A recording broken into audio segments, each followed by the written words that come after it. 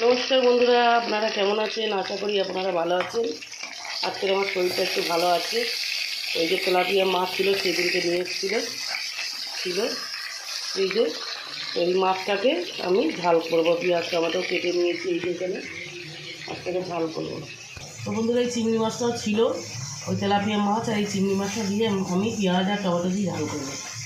চিংড়ি মাছটা ভাজা বসিয়ে দিয়েছি।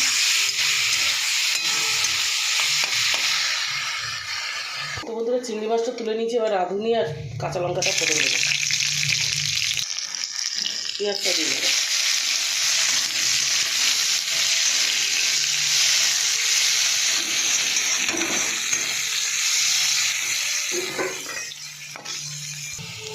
তো বন্ধুরা, এই যে টমেটো, লঙ্কার গুঁড়ো, হলুদ গুঁড়ো দিয়ে দেবো আর নুন।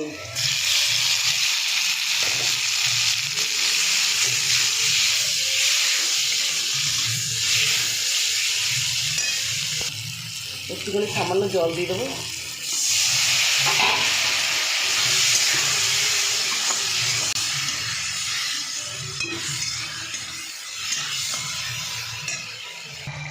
তো বন্ধুরা, আমার ঝোল ফুটে গেছে, মাছটা চিংড়ি মাছটা ঢেলে দেবো। অল্প একটু চিংড়ি মাছ ছিল বলে ওই জন্য আমি আর আলাদা করে করলাম না। এমনিতে আমার কালকের থেকে শরীরটা ঠিক যাচ্ছে না বন্ধুরা, তাই জন্য আমি এই মাছের মধ্যে দিয়ে দিলাম চিংড়ি মাছগুলো। এটা একদম শুকনো শুকনো ঝাল বানাবো। আপনারাও একবার করে খাবেন মাছ দিয়ে, চিংড়ি মাছ দিয়ে, ভালোই লাগবে বন্ধুরা।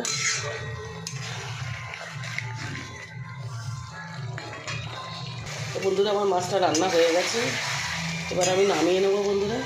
আপনাদের যদি ভালো লাগে আপনারা লাইক করে দেবেন বন্ধুরা, সাবস্ক্রাইব করে দেবেন বন্ধুরা, কমেন্ট করবেন বন্ধুরা। এরকম আমি ভালো বানাচ্ছি কি ভিডিওটা খারাপ বানাচ্ছি, আপনারা কমেন্ট করলে তবেই তো আমি জানতে পারবো। তাহলে নেক্সট ভিডিও আমি ভালো করে দেওয়ার জন্য চেষ্টা করবো বন্ধুরা। তো নমস্কার বন্ধুরা, এবার নামিয়ে নেবো আমি।